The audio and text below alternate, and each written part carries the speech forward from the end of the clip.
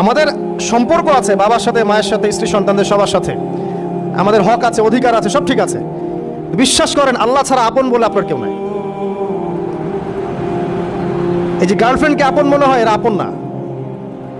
স্ত্রী সন্তানদেরকে খুব আপন মনে হয়, আপনার মৃত্যুর পর 40 দিন সময় লাগবে না সব ভুলে যেতে। পিতা মাতা ভাই বোন সবাইকে আপন মনে হচ্ছে। পিতা মাতার স্থান বাবা মার পরে, আল্লাহ রসুলের পরে, সেটা ঠিক আছে, কিন্তু আপন আল্লাহ ছাড়া তারা নন। আপনি তাদের মনোপুতভাবে নিজে প্রতিষ্ঠিত হতে পারবেন না, তারা আপনাকে চিনবে না। বলো সারাটা জীবন তোর পিছনে এত টাকা ঢাললাম, কি করলি? কিছু করতে পারলি না। আবার এখন যারা পিতা মাতা হয়েছেন, সন্তানদেরকে আপন মনে হচ্ছে, দেখবেন এই সন্তানকে আপনি আপনার মনোপুতভাবে সম্পত্তি দিতে পারবেন না, ভরণ পোষণ দিতে পারবেন না, এই সন্তান বড় হয়ে আপনাকে বৃদ্ধাশ্রমে পাঠিয়ে দিতে পারে, নাউজুবিল্লাহ। অথবা আপনার সাথে এই সন্তানই খারাপ ব্যবহার করবে। আপন মনে হচ্ছে? আল্লাহ ছাড়া কেউ আপন না। আল্লাহ ছাড়া আপন কেউ না, আর আল্লাহ ছাড়া সত্যিকার অর্থে আপনাকে আমাকে ভালো কেউ বাসে না। শুধু আল্লাহই আপনাকে ভালোবাসেন।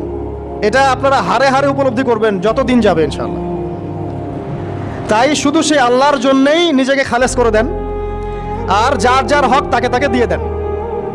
দুনিয়াতে শান্তিতে থাকার ফিলোসফি বলছি, philosophy of happiness in this হায়াতুদ দুনিয়া, সেটা হচ্ছে যার যার হক তাকে তাকে দিয়ে দেন, নিজের হক আল্লাহর কাছে চেয়ে নেন। আর দুনিয়াকে আপন মনে করবেন না, আল্লাহ